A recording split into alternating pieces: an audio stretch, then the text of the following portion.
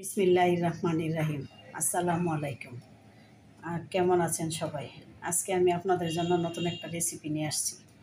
আজকে আমার রেসিপিটার জন্য আমি এখানে সুজি নিয়ে নিয়েছি 1 কাপ।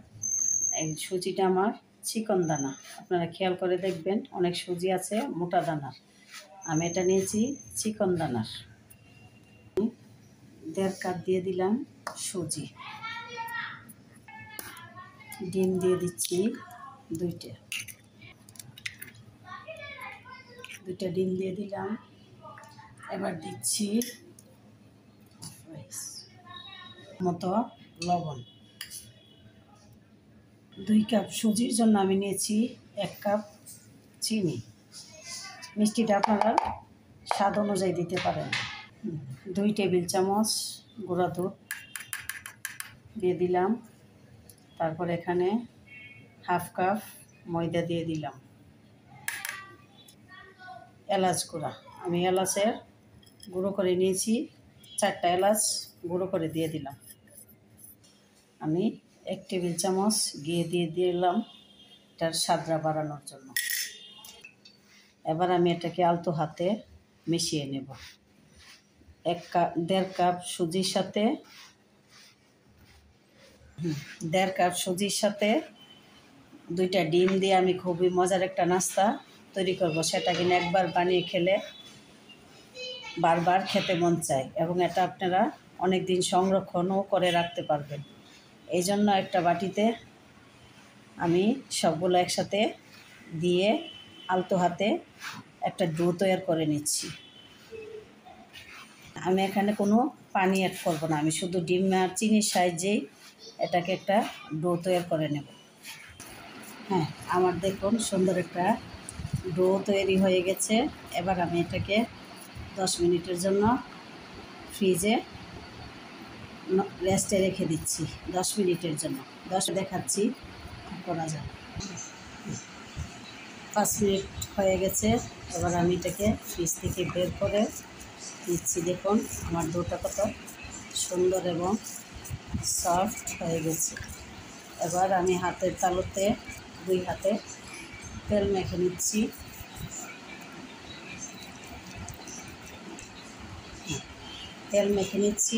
এবার আমি এটাকে 2 হাতের তালুতে একটু গোল করে আমি চ্যাপটা করে নিচ্ছি। একটা চ্যাপটা করে নিয়ে আমি একটা ছুরি দিয়ে এভাবে একটা উপরে একটা শেপ দিয়ে নিচ্ছি বিস্কিটের। এটা দিয়ে নিচ্ছি একটু সুন্দরের জন্য। আমি এখানে রাখছি। এভাবে আমি সবগুলোকে এভাবে বিস্কুটের মতো শেপ করে বানিয়ে নিচ্ছি। আপনারা চাইলে এই শেপটা টুথপিক দিয়েও দিতে পারেন। টুথপিক দিয়ে দিলেও এরকম হবে। এদিকে দেখুন আমার পিঠা বানানো হয়ে গেছে, নাস্তাটা। আমি এবার এটাকে ভাজবো। আমি এখানে হালকা আছে তেল গরম করতে দিয়েছি। এবার আমি এটাকে একটা একটা করে দিয়ে দিচ্ছি। আস্তে আস্তে নর্মাল হিটে আমি ভেজে নেব। সময় নিয়ে একটা একটা করে দিয়ে নিচ্ছি সবগুলো।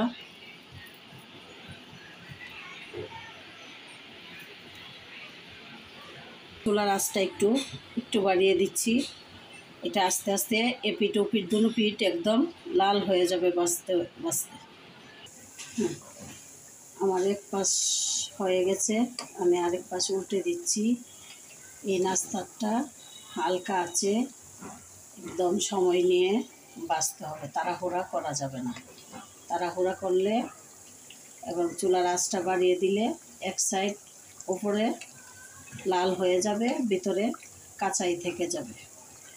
তাই এটাকে অনেক সময় নিয়ে আস্তে আস্তে বাঁচতে হবে, তাহলে উপরে অনেক সুন্দর একটা কালার আসবে এবং ভিতরেও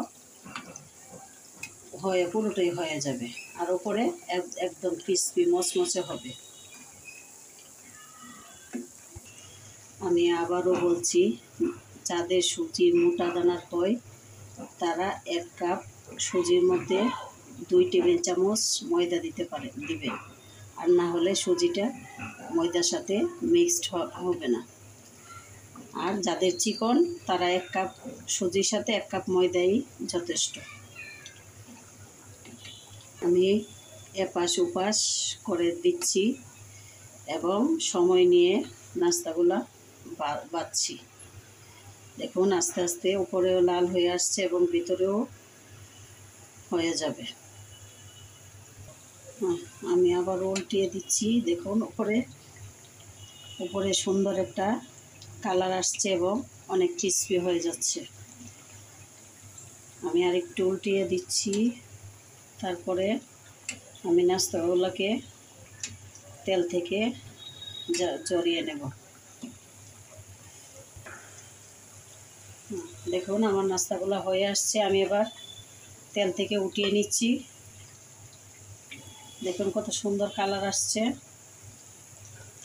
এবং অনেক ক্রিস্পিও হচ্ছে।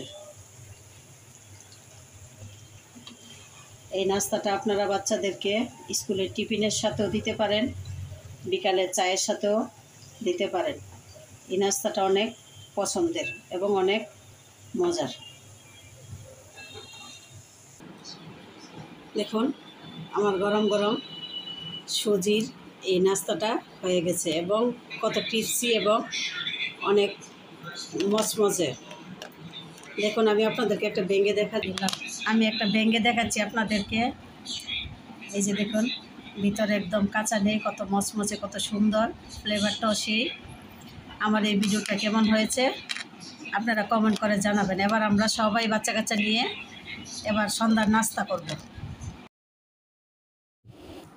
সবাই খাচ্ছে সুজি আর ডিমের নাস্তা সন্ধ্যার। কেমন হয়েছে বলো সামিরা, ইলিশা, রায়ান, থানুষ?